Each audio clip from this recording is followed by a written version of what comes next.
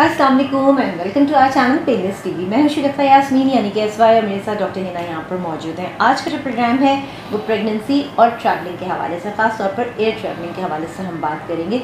लोगों को मुख्तलिफ़ शहरों में जाना होता है, मुख्तलिफ़ मुल्क में सफ़र करना होता है, तो क्या ये कितना सेफ़ है, कितना नहीं है, किस टाइम तक होना चाहिए, तमाम बातें आज के प्रोग्राम में हम जानेंगे। लेकिन पहले हम मिलते हैं डॉक्टर हिना से। अस्सलाम वालेकुम। वालेकुम सलाम। अच्छा, एयर ट्रैवलिंग, पहले तो यही बता दें कि ये कितना सेफ़ है, कितना नहीं है, ख़ास तौर पर उन ख़वातीन के लिए जो प्रेगनेंसी में। ओके, ट्रैवलिंग ड्यूरिंग प्रेगनेंसी, हाँ। ये हमारा टॉपिक है आज का। तो प्रेगनेंसी में ये है कि कुछ एयरलाइंस ऐसी होती हैं जो कि ट्रैवलिंग नहीं करने देती प्रेग्नेंट ख़वातीन को। कुछ उनके अपने रूल्स होते हैं। कुछ 32 वीक्स के बाद 32 वीक्स ऑफ प्रेगनेंसी के बाद ट्रैवल करने से मना करते हैं, और कुछ एयरलाइंस जो हैं वो 36 वीक्स ऑफ प्रेगनेंसी के बाद ट्रैवल करने से मना करते हैं। तो ये आप जिस एयरलाइन से ट्रैवल कर रहे हैं, पहले आप उनसे कंफर्म कर लें कि if you can travel at that stage of pregnancy. आपका प्रेगनेंसी का कौन सा स्टेज चल रहा है। अगर बिल्कुल शुरू का स्टेज है फिर तो देयर इज़ नो हार्म, आप ट्रैवल कर सकते हैं, बहुत आराम से ट्रैवल कर सकते हैं।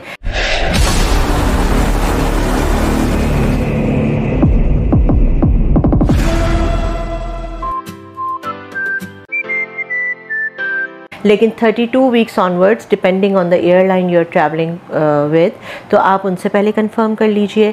फिर आपको एक मेडिकल सर्टिफिकेट चाहिए होता है कि वो आप एक सर्टिफिकेट अपनी OBG से ले लीजिए कि आपकी क्या कंडीशन है, आपको कोई कॉम्प्लिकेशंस तो नहीं है, आपका कौन सा जेस्टेशनल एज का कौन सा वीक चल रहा है। वो सब चीज़ें आप एक सर्टिफिकेट पे लिखवा सकती हैं और वो प्रेजेंट कर सकती हैं। कुछ एयरलाइंस की रिक्वायरमेंट्स होती हैं ये, तो काफ़ी सारी पेशेंट्स जो हैं वो सर्टिफिकेट ले लेती हैं, और अगर ज़रूरत है तो वो ले सकते हैं, अगर ज़रूरत नहीं है तो फिर लेने की ज़रूरत नहीं है। तो depends on airline more than it depends on the medical condition. Okay, अच्छा ये बताइएगा, वहाँ पे स्कैनर्स लगे होते हैं, स्कैनर्स पे से आपको क्रॉस करना एयरपोर्ट्स पे स्कैनर्स लगे होते हैं और वहाँ से क्रॉस करके जाना होता है, तो क्या वो हार्मफुल है? नहीं, वो जो आपके सिक्योरिटी गेट्स एंड स्कैनर्स और वो नहीं, बिल्कुल भी हार्मफुल नहीं होते। You can cross them easily और कोई ऐसा इशू नहीं होता। Not harmful for the mother and not harmful for the baby as well. सही। अच्छा, बहुत लंबी लंबी फ़्लाइट्स होती हैं ना, बहुत 15 घंटे 14 घंटे की भी फ़्लाइट्स होती हैं, तो और अगर कोई प्रेगनेंसी की हालत में है तो उसको आप क्या सजेस्ट करेंगी? सबसे पहले तो अगर आपकी फ़्लाइट लंबी है या इवन आपकी छोटी भी है फ़्लाइट, तो सबसे पहले तो मोस्ट बेसिक थिंग्स जो होती हैं वो ये होती हैं कि you should wear very comfortable clothes. आप बहुत ज़्यादा टाइट और फैंसी क्लोथ्स पहन के ना जाएं, बहुत ज़्यादा कंफर्टेबल क्लोथ्स पहने आपके शूज़ बहुत ज़्यादा कंफर्टेबल होना चाहिए, जो कि आपको वॉक करना पड़े अगर थोड़ा सा, तो आपको कोई प्रॉब्लम नहीं हो, आपके पाँव में स्वेलिंग नहीं हो, तो इस तरह के शूज़ पहने आप। तो सबसे मोस्ट इम्पॉर्टेंट चीज़ें ये होती हैं। थोड़ा बहुत अपना खाने पीने का ख़्याल रख लें, और इसके अलावा बस कोई इतना बहुत ज़्यादा एहतियात करने की ज़रूरत नहीं है। सही। अच्छा, इसके साथ मुझे ये बताइएगा, क्योंकि प्रेगनेंसी में ज़ाहिर है वो एक बॉडी चेंज तो हो रहा होता है। आप पाँव नीचे रखे रहते हैं बहुत देर तक, तो आपके पाँव जो है वो स्वेल कर जाते हैं, कहते हैं जूते फंस जाते हैं। अब वो ट्रैवलिंग में है, क्या करें? बड़े साइज़ के जूते पहन के जाएं? नहीं, बड़े साइज़ के जूते नहीं पहने आप, अपने जो आपका साइज़ है आप वही पहने। आपको कंटिन्यूसली शूज़ पहन के बैठने की ज़रूरत नहीं है, आप उतार दें। हाँ, ये हो सकता है कि बाद में जब आप पहने तो हो सकता है वो आपको पूरे नहीं आए। तो अगर कोई प्रेग्नेंट है या उनको स्वेलिंग का इशू बहुत ज़्यादा हो रहा है या थोड़ा बहुत भी हो रहा है, तो वो एक तो ये काम कर सकती हैं कि अगर वो इकोनॉमी क्लास में तो खैर बहुत प्रॉब्लम होती है, लेकिन अगर वो बिज़नेस क्लास से ट्रैवल कर रही हैं तो फिर वो अपने पाँव जो है वो रेस करके रख सकती हैं, या फिर वो स्पेशल रिक्वेस्ट कर सकती हैं किसी ऐसी फ्रंट सीट पे बैठने की जहाँ पे आगे थोड़ी सी जगह होती है, ताकि वो फुट रेस करके रख लें, या कोई पिलोज़ वगैरह रख लें अपने, या कोई ऐसा बैग या कोई ऐसी चीज़ रख लें जिसके ऊपर वो अपने पाँव कंफर्टेबली रख सकें, तो वो थोड़ा सा उनके लिए कंफर्टेबल हो जाएगा। Otherwise continuously towards gravity legs करके बैठना will be very uncomfortable as well, और स्पेशली अगर आप लॉन्ग फ़्लाइट्स के ऊपर हैं तो फिर तो वो बहुत इशू होगा।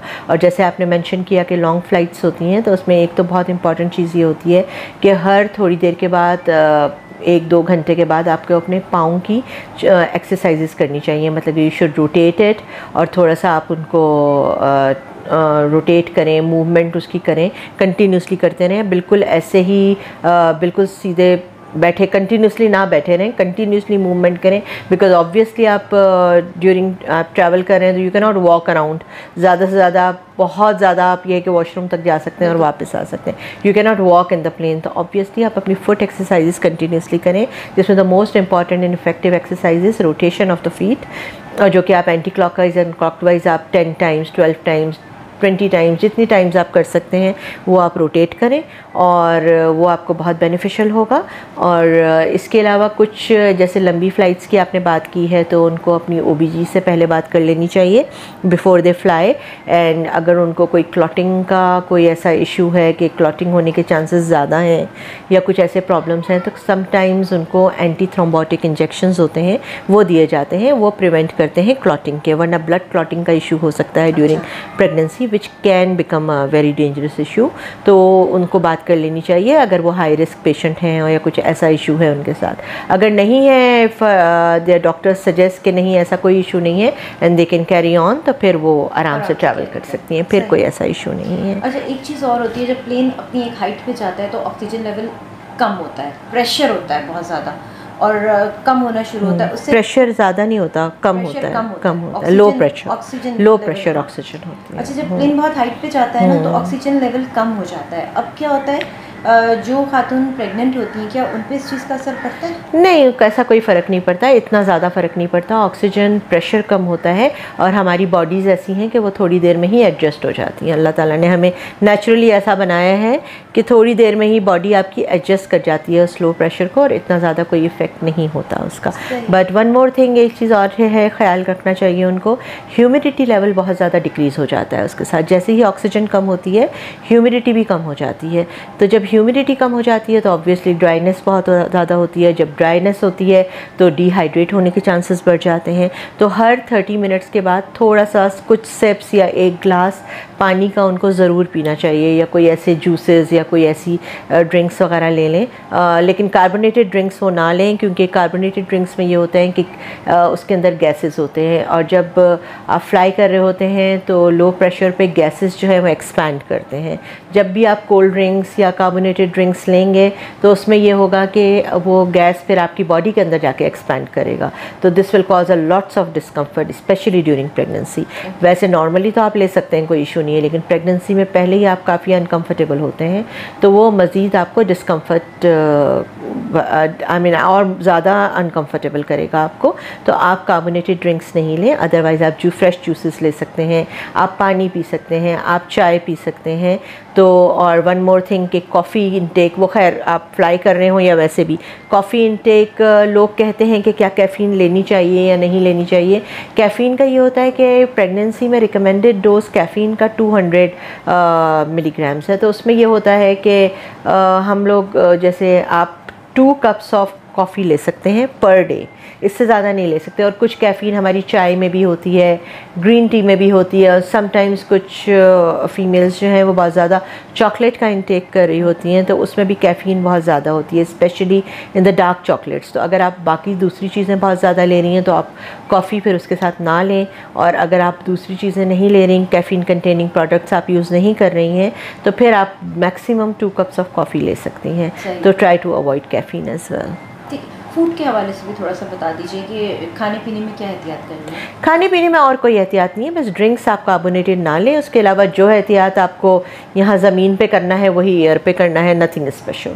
और अगर कोई डाइट या कोई फूड आपको सूट नहीं करता तो यू नेचुरली अवॉइड दैट। अच्छा, आप क्या सजेस्ट करती हैं, कोई इंपॉर्टेंट डॉक्यूमेंट्स, कोई ऐसी चीज़ें जो कहना चाहिए बहुत इंपॉर्टेंट? डेफिनेटली उनको अपना पूरा मेडिकल, ऑब्स्टेट्रिकल, गायनोकोलॉजिकल रिकॉर्ड, जो भी उनका कोई किस सर्जिकल मेडिकल जो भी उनका रिकॉर्ड है, अब तक उनकी जो सर्जरीज़ हुई हैं, जो उनके डिलीवरीज़ हुई हैं, सिजेरियंस हुए हैं, या उनकी जो भी ऑब्स्टेट्रिकल हिस्ट्रीज़ हैं, जो अभी इस प्रेगनेंसी में जो उनका एंटीनेटल चेकअप्स हो रहे हैं शुरू से फ्रॉम डे 1 टू अब तक के जो भी हैं उस सारा रिकॉर्ड उनको, जिसमें इन्वेस्टिगेशंस होनी चाहिए, जिसमें डॉक्टर की प्रिस्क्रिप्शंस होनी चाहिए, जो मेडिसिन्स वो अभी इस वक्त खा रही हैं वो मेडिसिन्स उनके पास होनी भी चाहिए और लिखी हुई भी होनी चाहिए। और उनके साथ जो भी ट्रैवल कर रहा है उनको पूरी इन्फॉर्मेशन होनी चाहिए हर चीज़ की, कि ये कौन सी मेडिसिन्स खाती हैं, किस वक्त खाती हैं, इस कौन सा लास्ट डोज इन्होंने कब लिया है। This is very important. तो जो भी उनके साथ अगर कोई ट्रैवल कर रहा है तो उनको वो बहुत ज़्यादा उनको थोड़ा सा अवेयरनेस होनी चाहिए हर चीज़ की, और अपना कंप्लीट रिकॉर्ड वो अपने साथ ज़रूर रखें। This is very important. सही।